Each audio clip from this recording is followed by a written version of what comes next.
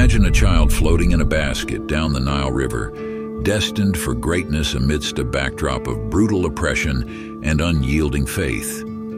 This is the story of Moses, the man who defied the impossible, who spoke to God, and who became a beacon of freedom. Join us as we journey through the life of Moses, the reluctant hero chosen by the divine to lead his people out of bondage.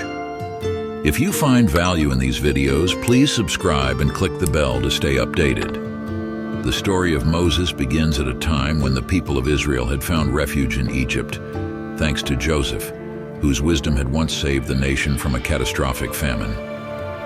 Generations after Joseph's death, the Israelites multiplied and prospered, becoming a powerful and influential community in Egypt. However, a new Pharaoh, ignorant of Joseph's deeds and fearful of the growing numbers of Hebrews, saw their prosperity as a threat.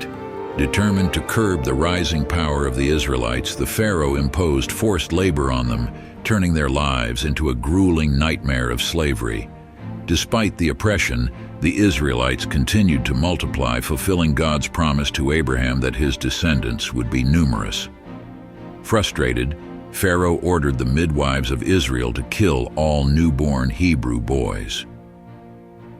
The midwives, however, defied his orders, claiming that Hebrew women were so strong that they gave birth before the midwives could arrive. Amidst this dark edict, a Levite woman sought to protect her newborn son. For 3 months she hid her baby, but when she could no longer keep him concealed, she placed him in a basket made of reeds and set him adrift on the Nile, entrusting his fate to God. The boy's sister watched as the basket floated away, praying for her brother's safety. In a twist of divine intervention, the basket found its way to the place where the Pharaoh's daughter was bathing. Seeing the basket among the reeds, she instructed her maid to bring it to her. When she opened it, she was moved by the sight of the beautiful child and, despite knowing he was a Hebrew, she chose to adopt him. She named him Moses, meaning drawn out of the water. In an unexpected turn, Moses' biological mother was brought to be his nurse, allowing her to stay close to her son during his early years. Moses thus grew up in the royal palace, enjoying a life of luxury and privilege, yet still connected to his Hebrew heritage. Moses grew up among the Egyptian nobility, enjoying a life of luxury as the adopted grandson of the Pharaoh. However, he was aware of his true heritage, and the plight of his people weighed heavily on his heart. As a young man, he ventured out to witness the harsh conditions endured by the Hebrews. What he saw horrified him, his people being beaten, degraded, and subjected to unbearable hardship. One day, he saw an Egyptian overseer mercilessly beating a Hebrew slave. Overcome by anger and a sense of justice, Moses struck down the Egyptian, killing him. News of the incident spread rapidly, and soon the Pharaoh sought to have Moses arrested. Forced to flee for his life, Moses left behind the luxury and privilege of the palace and became a fugitive in the land of Midian. In Midian, Moses found refuge and a new beginning.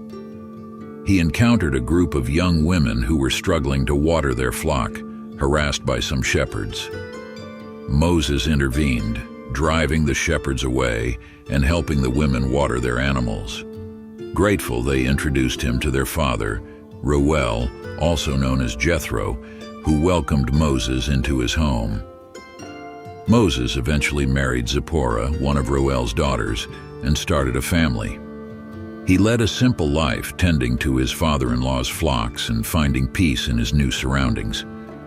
Yet even in the tranquility of Midian, Moses could not forget the suffering of his people in Egypt. Meanwhile, the cries of the Israelites reached God, and he remembered the covenant made with Abraham, Isaac, and Jacob. It was time for their deliverance. One day, while Moses was grazing his flock near Mount Horeb, he witnessed a strange sight, a bush engulfed in flames that was not consumed by the fire. Intrigued, Moses approached, and from the bush he heard the voice of God.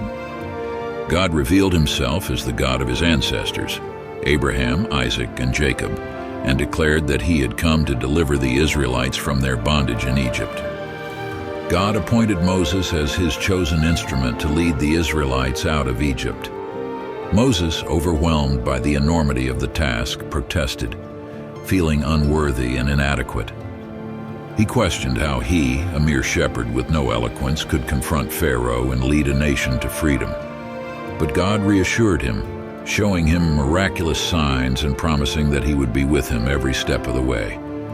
To further support Moses, God appointed his brother Aaron as his spokesperson. With God's assurance and Aaron by his side, Moses returned to Egypt to fulfill his divine mission. The two brothers gathered the leaders of the Israelites and conveyed God's plan for their liberation. To prove that they were indeed messengers of God, Moses performed the miraculous signs he had learned at the burning bush. The people believed, their hearts filled with hope that their deliverance was near.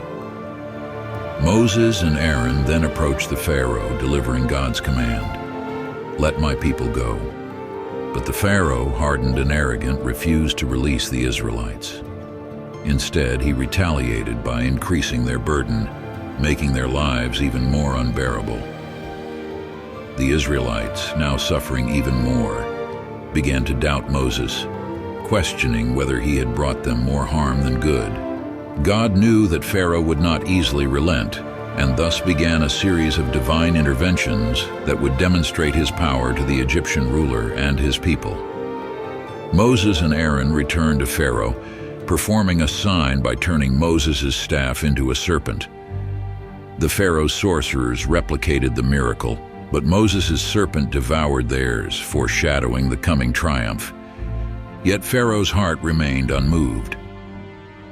Thus began the 10 plagues of Egypt, calamities that struck at the very heart of Egyptian life, from the waters of the Nile turning to blood, to infestations of frogs, gnats, and locusts, to darkness covering the land, and finally, the death of every Egyptian firstborn. Each plague was a demonstration of God's supremacy.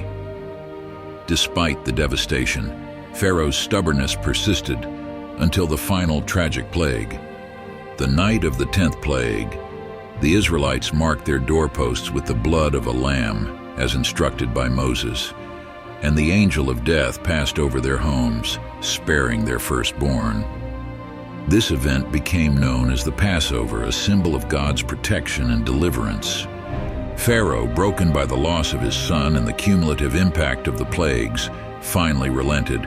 He summoned Moses and Aaron and ordered them to take the Israelites and leave Egypt. That very night, the Israelites gathered their belongings, and under the leadership of Moses, they began their journey to freedom. The journey was not without challenges. Pharaoh, in a final act of defiance, pursued the Israelites with his army, trapped between the advancing Egyptian forces and the Red Sea. The Israelites despaired, but Moses, guided by God, stretched out his staff, and the waters of the sea parted, creating a path for the Israelites to cross safely. When the Egyptian army attempted to follow, the waters closed in, drowning them.